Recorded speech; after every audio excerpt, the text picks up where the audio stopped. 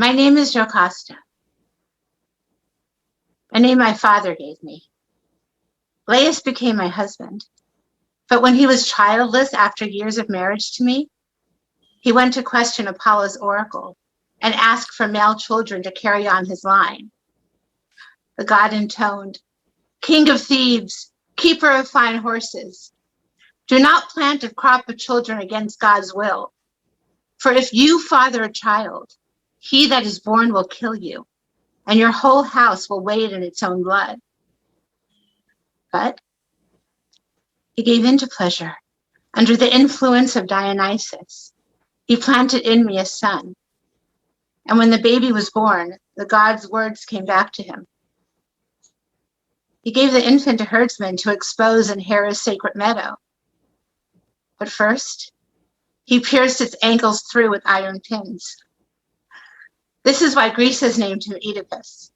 When he came to puberty, the hair reddening on his chin, either my son intuited it, or he heard somebody talking and wanted to find out who his real parents were.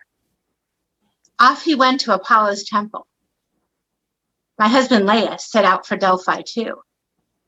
He had to find out about the exposed child, hoping that it was no longer alive. They fell into step together, the two of them, where the road to Phocis splits off. Laius's driver shouted out the command, "Stranger, make way for the king's men." But he continued along without a word. The horse's hooves bloodied the tendons of his feet. At that, will I go through the details of our tragedy? Son kills father and brings the chariot home as a gift for his stepfather. Creon offered my bed as prize. If anyone can solve the cunning riddle of the Sphinx, would win me as his wife. Preserve us and reconcile my sons. Please, you must, if you are wise, not allow the same unhappy man to continue to have bad luck. Antigone, and a nasty slur fall on me, a slave, or on you, a royal princess. See that man crossing Dirkey's water? He looks different. The style of his armor is strange. Who is he? He is Oeneus' son, Tydeus. In his heart, he carries the war lust of Aetolia. Is he the one who married the sister of Polynices' bride? That is Parthenopaeus. I hope Artemis, who roams the mountains with his mother, shoots him down with her arrows and kills him. The man who came to destroy my city. He is coming home under truce. Selene, bright-banded daughter of Helios. My child, it's time to go back inside the house. Tired, swollen seas left far behind, I came here as living war spoils for Apollo from Phoenicia's island city, to be a slave in Apollo's house, where over the snow-struck ridges of Parnassus he came to dwell. Over the Ionian seas, with circling oar, I was sailing past Sicily, riding in the sky. But now for us, before the walls, the onset of the impetuous Ares fires up the blood of enemies against this city. Heaven help me. It comes from the gods, I fear. For with justice truly into this struggle rushes under arms the son who comes to seek his birthright. The gatekeepers have unlocked the bolts and let me pass freely inside the walls. But now I'm afraid they will catch me in their traps and not let me out again unbloodied. That is why I turn my eyes in every direction, to look out for a trick. The knife in my hand gives me confidence. Who is that? Or am I startled by a sound? To the brave, everything is alarming. Well, help is at hand. The altar fires are here, and the house is not deserted. I'll hide my knife and ask this woman who she is and why she is standing in front of the house. Woman, strangers to our land, where have you come from? Phoenicia is the homeland that nurtured me. The sons of Agner's sons sent me here as offerings to Thebes, chosen from the spoils of war. But tell me, who are you to have come into the seven-gated citadel of Thebes? My father is Oedipus, son of Laius. Jocasta gave me birth. The people of Thebes call me Polynices. Kinsmen of Agnor's children, my rulers who brought me here. You have come at last to your homeland. Mistress, come out! Hurry! Do you hear, mother of Polynices? Your Phoenician cry I heard, young woman, and drag my foot on quivering step. My son, at last, after days and endless days, I see your face, spinning around you as in the old days, full of joy. You left your father's house desolate, a refugee driven off by your brother's wrong, sorely missed by your family, sorely missed by Thebes. Inside the house, your father, Aeschylus, is hidden in darkness. And you, my son, I hear are yoked in the joy of matrimony and have a foreign family. I did not like the torch for you. A custom at our weddings for the happy mother. No wedding hymn to yoke his meanness of marriage. No ceremonial bath for the bridegroom. All through Thebes there was silence for your bride's entrance. Giving birth holds a strange power over women, and all womankind are child-obsessed. Mother, I have both good and bad feelings about coming here into enemy territory. Still, all men are destined to love their homelands. If anyone says otherwise, he's playing with words. But home is where the heart is. So troubled was I, and so fearful that some trick on my brother's part would kill me with sword drawn. I walked through the city, casting my eyes every which way. One thing gives me confidence to go on: the truce. And my trust in you. A sadistic god is crushing the family of Oedipus, starting when I first gave birth and broke the taboo. Then I married your father and gave birth to you. Why speak of this? Don't hold back, please. Ask anything you want to know, whatever you desire. Then I'll ask first what I most want to know. Losing your homeland, is it a terrible misery? The very worst. Even worse living it than telling it. What is it like? Why is it so hard for refugees? One thing is worst: not being able to say what you think. That is the role of a slave, not to speak freely. A refugee must put up with any fool in power. That is a problem, to be a fool among the fools. How did you support yourself before your marriage? One day I had enough. The next, nothing. Your father has friends and allies. Didn't they help? Didn't your high birth improve your status? It's bad to be poor. High birth does not put food on the table. Homeland, it seems, is a man's dearest possession. No words can express how dear it is. How is it you went to Argos? What goal did you have in mind? To join Adrastus' daughters in marriage to a boar and a lion. What do you have to do with these animal names, my son? I don't know, but destiny called me to this opportunity. Yes, the god is wise. How did you attain this marriage? It was night when I arrived on Adrastus' doorstep. A homeless wanderer looking for a place to stay? That was it. And then another refugee arrived there. Who was he? The second unfortunate soul? Titius. Why then did Adrastus compare you to wild animals? We came to blows over a place to sleep. Are you happy in your marriage or not? To this day, I find no fault in my marriage. How did you convince an army to follow you here? Adrastus made a vow to his two sons-in-law to restore us both to our homelands, starting with me. I take up arms against those I love. They choose it, not I. Well, the resolution of these troubles depends on you. Mother, reconcile us. Kin of one blood, put an end to our troubles. Mine yours, the city's. Money is most precious to men and holds great sway among them. Eteocles is here to take part in the truce. Jocasta, it's up to you to say the right words to reconcile your sons. Mother, what has to be done? Let the debate begin. I have postponed posting the citizens around the walls and matching up my divisions to hear from you the mutual arbitration in which I gave my consent to admit him inside the walls under truce. Not so fast. Haste, you know, does not lead to justice, but slow deliberation sets the wisest course. Give up your glaring looks and angry snorting. You are not looking at the Gorgon's severed head, but at your brother who has come to meet you. And you turn your face towards your brother Polynices. If you look at each other in the eyes, you will speak more to the point and pay closer attention. And I want to give you both some sound advice.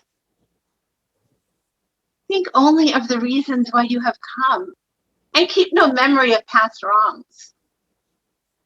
Yours is the first to speak, Polynices, my son, since you have come at the head of an army, deprived of your right as you allege. May one of the gods be judge and conciliator of your troubles. Justice needs no elaborate disputation. It has its own authority, but the unjust argument, because it is sick, requires intricate medicine. My only concern is with my father's estate, both my share and his. In my desire to evade the curses that Oedipus uttered against us, I left the country in my own voluntary exile. I gave him the right to rule for 1 year span so that I would rule the next, taking my turn, not coming out of hatred and envy of him to cause the damage that is happening now. I call the gods to witness these words, that though all my deeds are just without justice, I am most indecently deprived of my homeland. If the same things seem good and wise to everybody, then there would be no room for debates or strife. But as it is, nothing is the same except for people in name. And that is not the real thing. I will speak, mother, and hide nothing. I would go to the risings and the stars in the sky and down under the earth to attain this one thing, to grasp in my hand the greatest god of all, power.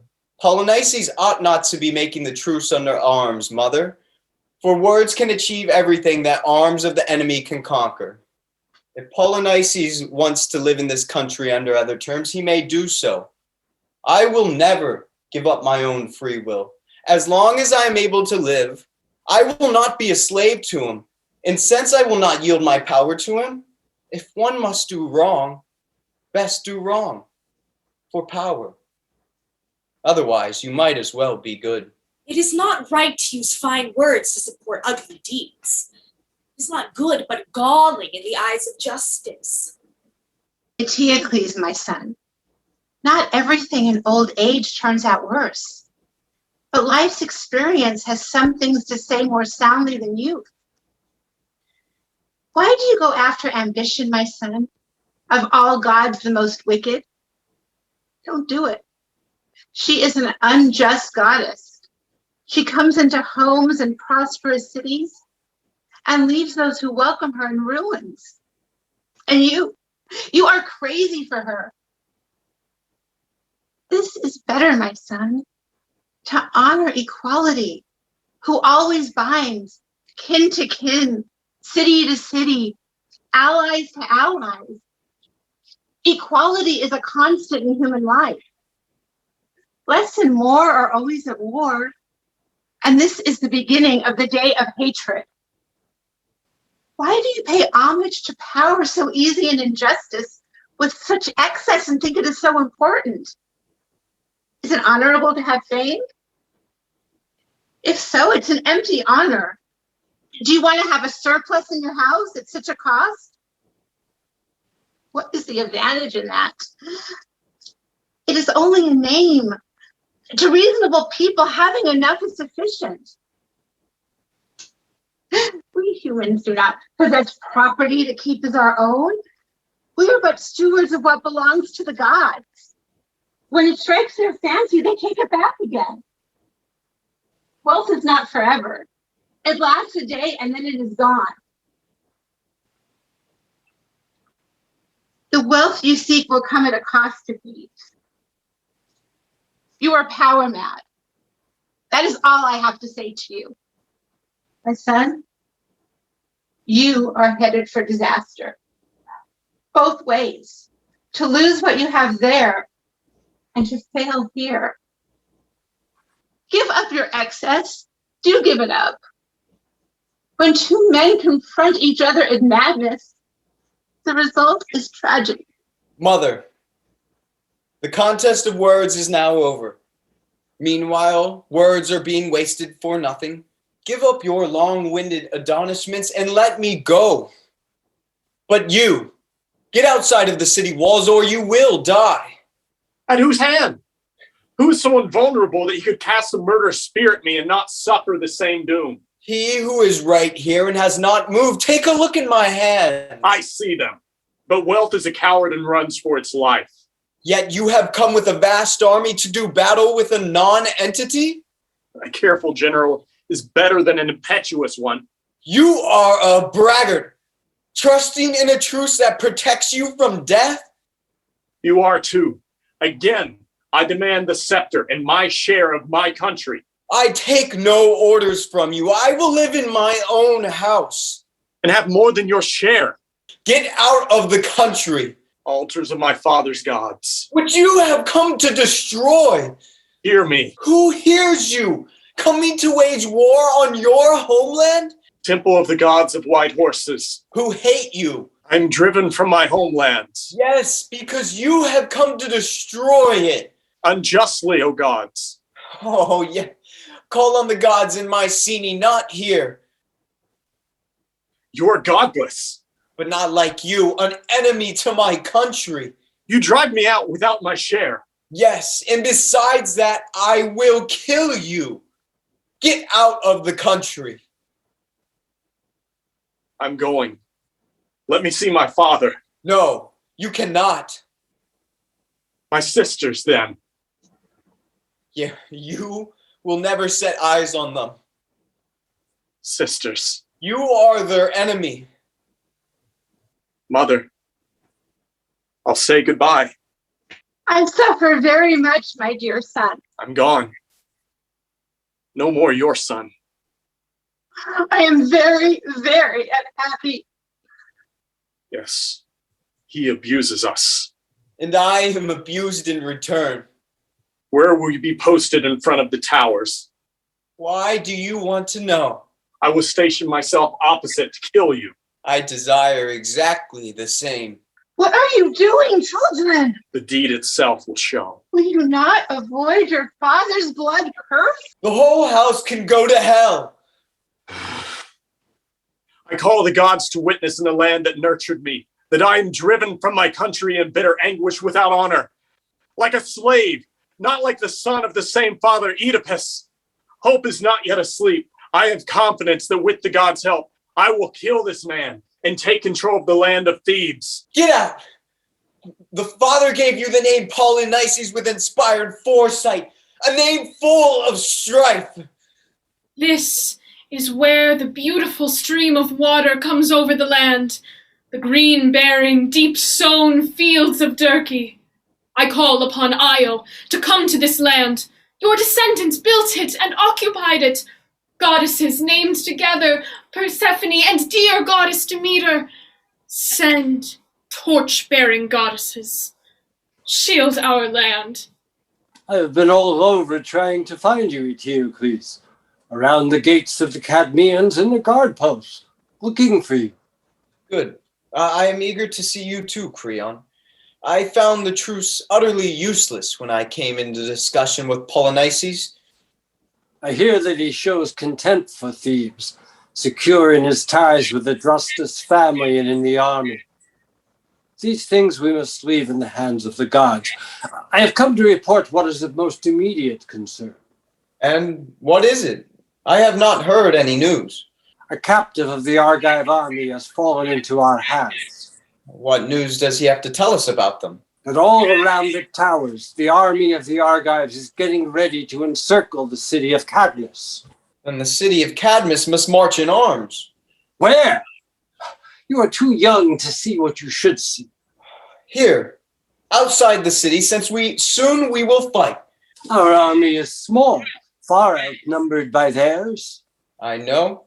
They are bold in words. Argos has a reputation among the Greeks. Take courage. I will soon fill their plain with their corpses. I hope so, but strategy is everything if you plan to win.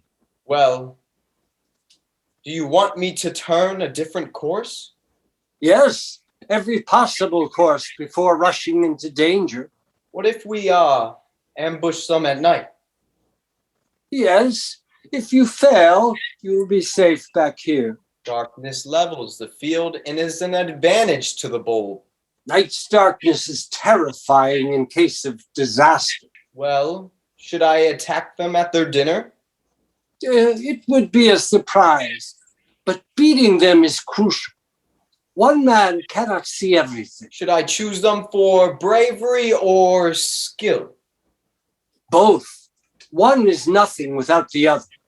I will do it. I will go to the 7 towers and station officers as the gates as you suggest. I pray that it comes that I face my brother and kill him, the man who has come to destroy my homeland. And for the marriage of my sister Antigone and your son Hymen, if I should fall short of victory, you must take care of it. I have sent your son, your father's namesake Menicius, to bring Tiresias here. He will agree to speak with you, but I have found fault with his prophetic skill in the past, and now has cause to resent me. This charge I lay upon you in the city if my side prevails. The body of Polynices, it in Theban soil, and put to death anyone who tries to bury it, even a member of the family. This is all I have to say to you.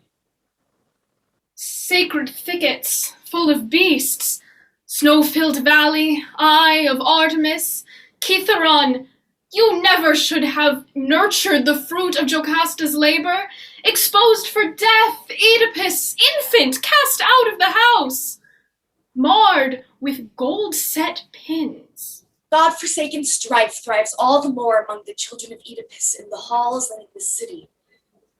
What is not good never breeds the good. Illicit children, their mother's birth pangs, pollution of their father, and the man who went to bed with his mother. Io, the horned foremother of our race, bore kings for the Cadmeans, an endless succession of good giving way to more good. This city stands on the top of Ares' circling crowns. My knees are weary, and it's difficult for me to make such a long journey. Don't worry, Tiresias. You have reached your friends. Why did you call me in haste, Creon? I haven't forgotten, but gather your strength and catch your breath to recover from the long trek. Yes, I am worn out. Thebes is engaged in a great struggle with the Danaan army. Our king Eteocles has gone armed for battle to face the might of the Mycenaeans. He asked me to find out from you if there's anything in particular we can do to save the city. As far as Eteocles is concerned, my lips are sealed, and I would keep the oracles to myself.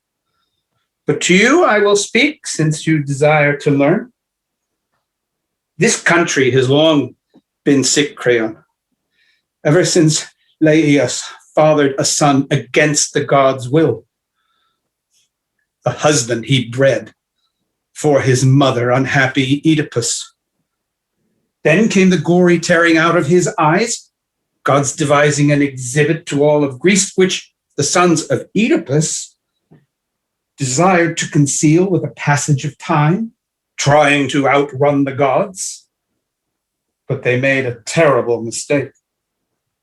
In giving their father no respect, no way out, they turned the poor man savage, and he breathed on them deadly curses being in torment and deprived of his rights. This is best, that not any of Oedipus's descendants be a citizen or ruler of the country. They are God-maddened and will bring down the city. Since evil is more powerful than good, there is one other means of preservation, but it is unsafe for me to speak of it, and bitter to those whom fortune has chosen to provide a remedy to preserve the city. I must go now. Goodbye. With all the others, I will suffer the future if need be. What else can I do? Stay here, old man. Why are you rushing off? Not I, but your fortune is running from you.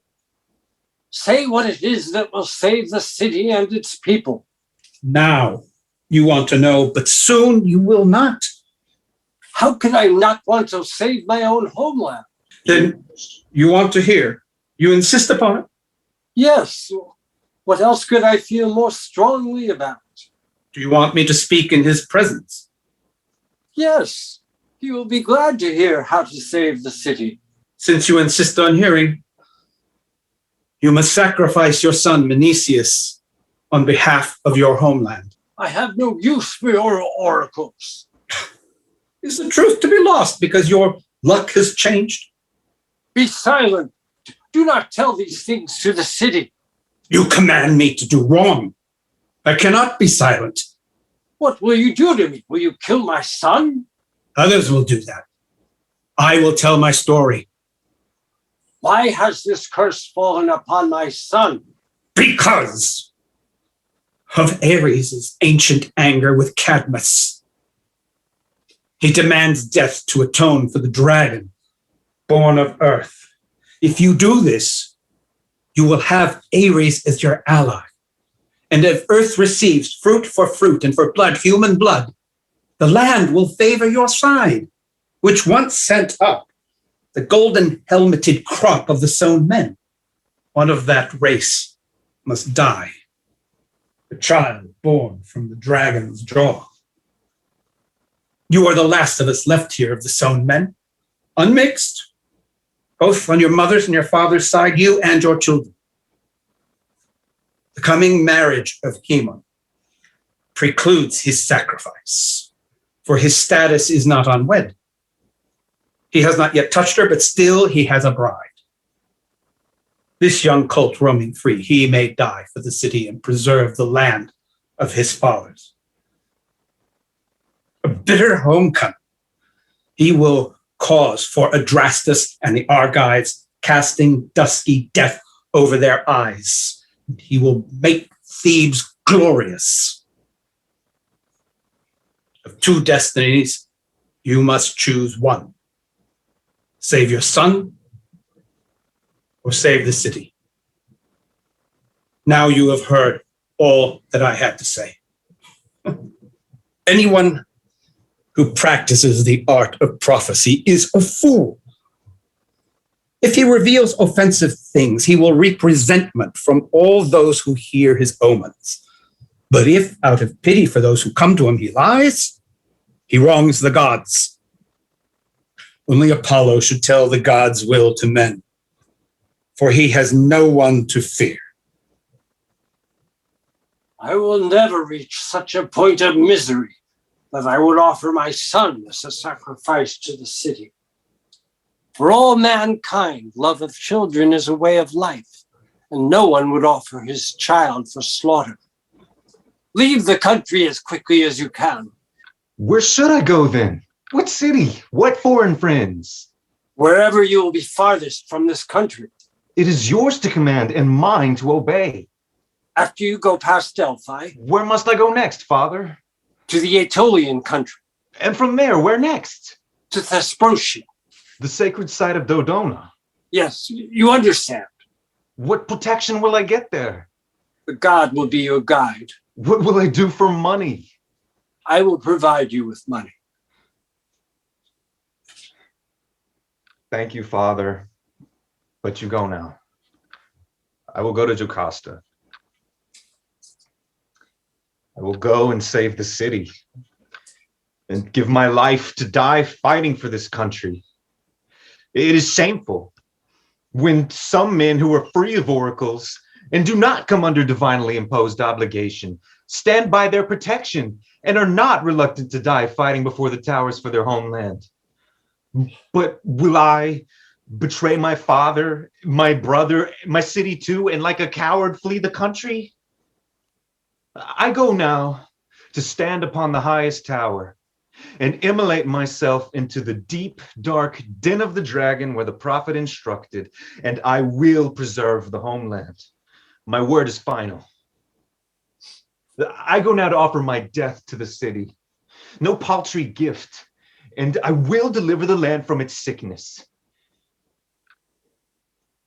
If everyone advantage of whatever opportunity offers to benefit the common welfare of his country, future cities would experience less dissension and people's lives would be better.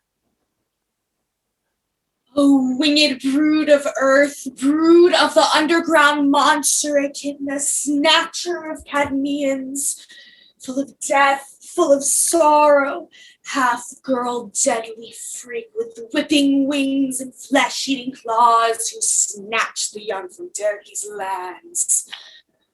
Sorrows and more sorrows you kept bringing to our lands with your murders. A killer sent by the gods did this. In time he came, sent by Delphi, Oedipus, unhappy man, here to the land of Thebes.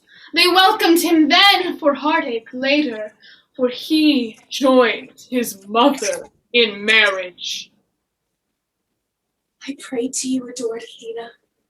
I will be a mother like that and be blessed in my children. You caused the blood of the dragon to flow down, struck with a stone. You stirred Cadmus's mind to his work, and there fell on this land, by God-sent rapture, a doom. Is there anyone at the palace gates? Open up, send Jocasta out of the house. Can you hear me?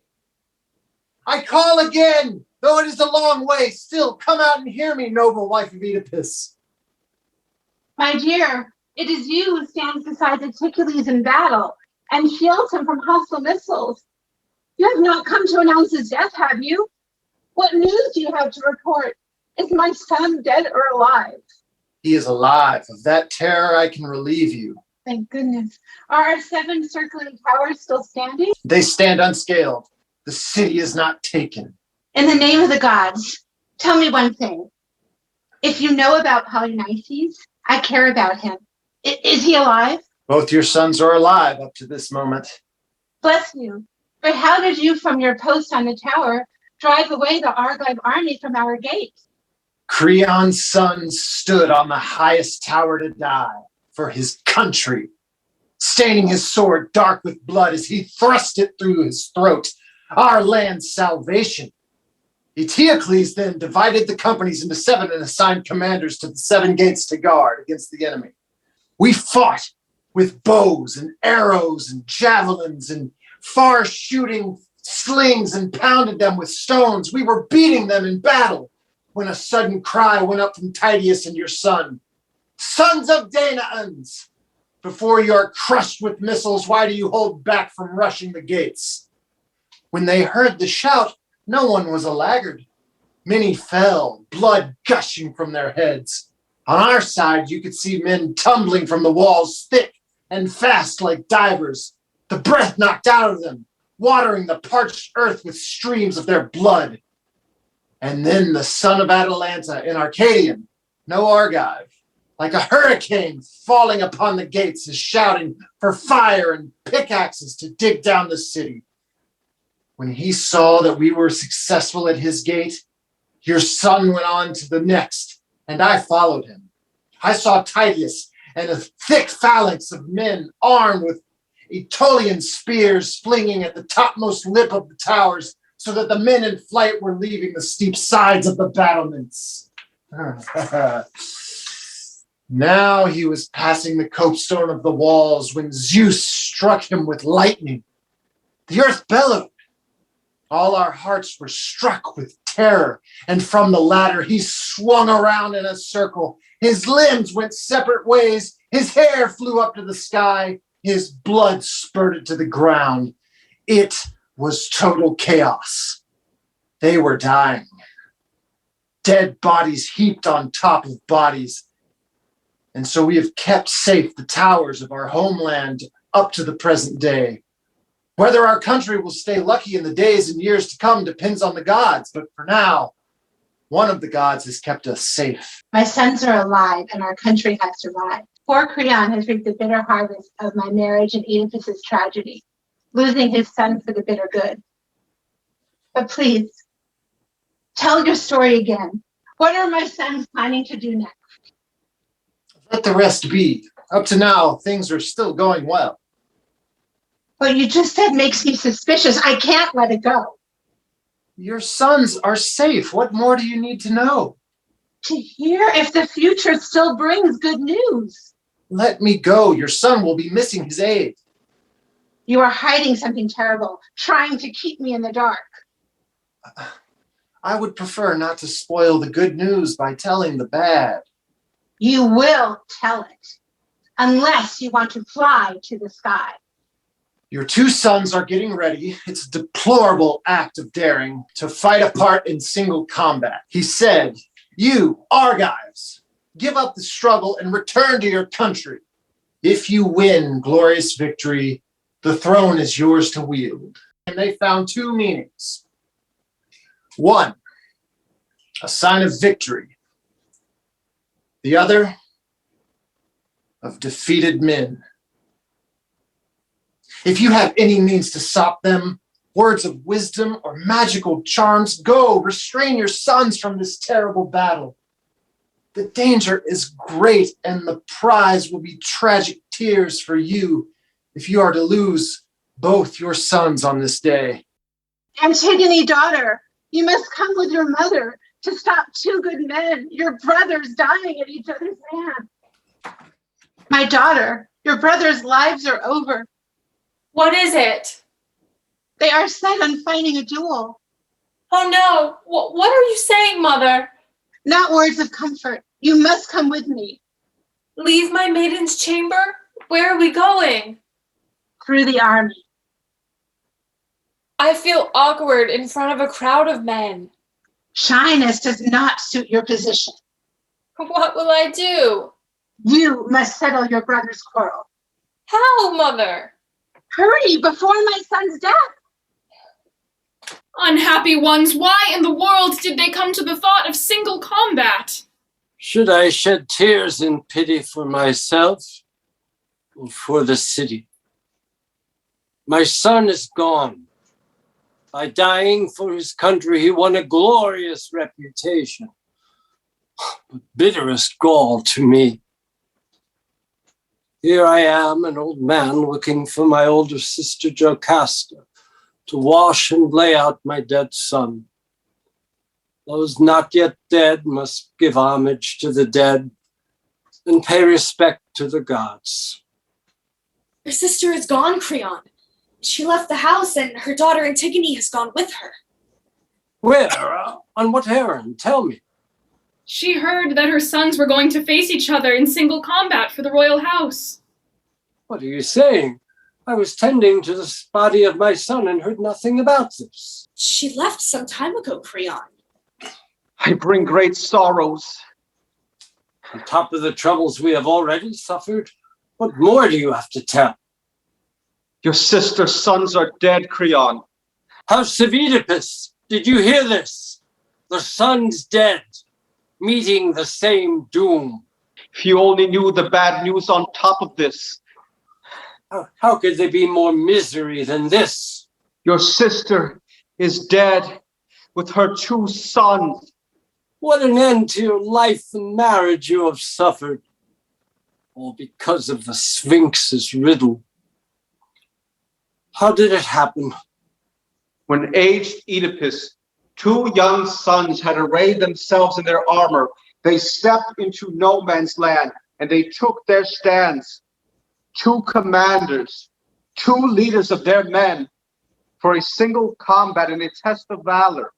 Looking towards Argos, Polynices sent out his curse. Goddess O'Hare, I belong to you, since I joined in marriage the daughter of Aeschylus and dwell in his land. Grant to me that I kill my brother and in victory soak my right hand with his hated blood. He prayed for this most sordid crown to kill his own kin. Tears of pity for their doom welled up in many eyes. They looked into each other's eyes, exchanging glances. He lifts up a slab of marble and he heaves it, breaking Polynices' javelin in two. The battle was tied. The hands of both were deprived of their shafts. Then, grasping the hilts of their swords, the two came together, setting shield to shield, standing firm on each side. They made a great din of battle, still breathing a little and holding on to his weapon, even after his mortal fall. With one last effort, Polynices, who had fallen first, stuck his sword into his brother's liver, their mouths full of dust. Oedipus, I grieve for your sorrows. The god, it seems, has fulfilled your curses. There was worse to follow. While her two fallen sons are giving up their lives, their unhappy mother throws herself onto the scene, on scurrying feet with her young daughter in tow. Throwing herself onto each in turn, she sobbed, she howled in grief for her lost labor in nursing them. And their sister stood alongside with her, keepers of mother's old age. You betray my marriage, my dear, dear brothers. They both breathed out their pitiful lives, and when their mother, who had witnessed this tragedy, overwrought with grief, she snatched the sword from between their bodies and performs a horrific act. She thrusts the iron straight through her neck, and she lies there, dead, between her two beloved sons, her arms embracing both. The army rose up in strife of words. The plains were filled with men in flight, and blood was streaming from untold numbers. And as we were victorious in battle, some were setting up a victory statue to Zeus. Others, with Antigone, were carrying the bodies of the dead for their loved ones to mourn. Leave your home with blind eyes, aged father. Show yourself, Oedipus. Reveal your wretched life. You who in the house have cast over your eyes a dark gloom and drag out a slow-footed life. Do you hear? You will bear the telling of unhappy news, father. Your sons no longer look upon the light, nor your wife, who always helped you with kind support for your blind step. I am left to grieve and cry out. 3 lives. By what doom? How did they die? Tell me, child. You have waded into misery. But what if you could still see the sun's passage through the sky and look over the dead bodies with the sight of your own eyes? The evil fate of my children is clear. But my poor wife, daughter, how did she die? From the start, you brought me forth to sorrow and suffering. Even before I came into the light from my mother's womb, Apollo had declared to Laius that, still unborn, I would become my father's murderer. I inherited Laius' curses and passed them on to my children, for I was not naturally so devoid of intellect that I devised these horrors against my own eyes and the lives of my children without the hand of the gods. You will kill me if you drive me out of my country. I will not wrap my arms around your knees to beg and appear a coward. I will not betray my own nobility, not even in my broken condition. I still would not allow you to remain in this country.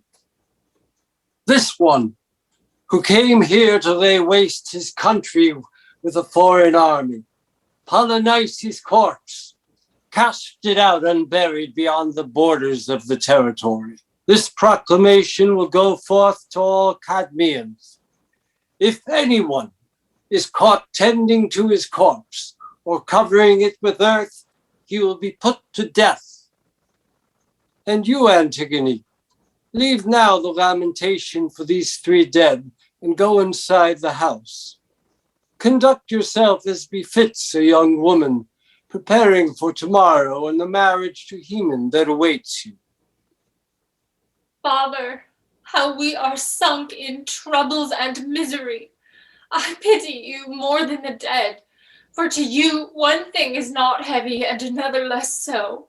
But you were born unlucky in everything, Father. Tell me, newly named king, why do you abuse my father by driving him out of his homeland? Why do you make decrees over a pitiful corpse? It is Eteocles' decision, not mine. It is senseless, and you are a fool to go along with it. Am I wrong to carry out his last wish? Yes, if it is a wrong and wicked decision. What wrong did he do if he came for his share of his homeland? Just so you know, this man will not be buried. I will bury him, even if the city forbids it. Then you will bury yourself along with his corpse. Well, it is glorious for 2 kin to lie side by side. Let me pour water over the body. That would be one of the things forbidden by the city. Let me bandage his raw wounds. Do not ruin your marriage with your grieving. I will never, as long as I live, marry your son. But you must. How will you escape the marriage? That night I will be one of the Dana's daughters and kill him. You show nobility of spirit along with your lunacy. And I will die with him too, so you know the rest. Go then. You will not kill my son. Leave the country. I admire your goodwill, my daughter. If I marry, you will have to go into exile alone. Stay and be happy. I will endure my troubles. Mother, most unhappy partner, where are you? She lies there pathetically, all her troubles surrounding her. And the bodies of Eteocles and Polynices, where are they? The 2 lie stretched out next to each other. Now, daughter, Apollo's oracle is coming to pass. What oracle? Are you telling more troubles on top of these? That I will die a refugee in Athens. Where?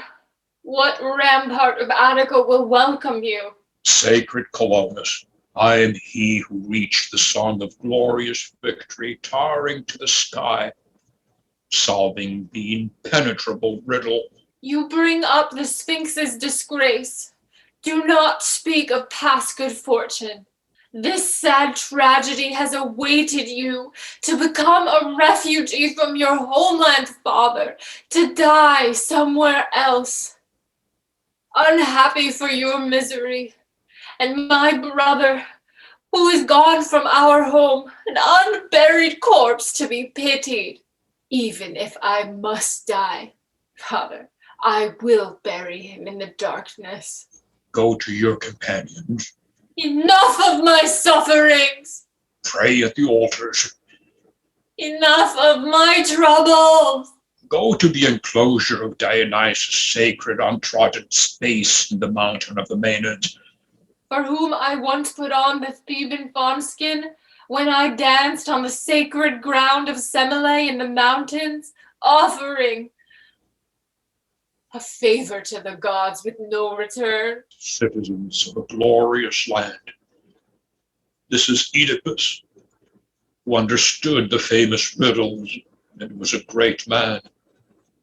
alone restrained the power of the murdering Sphinx. Now, myself without honor, pitiful, I am driven out of the land to live with strangers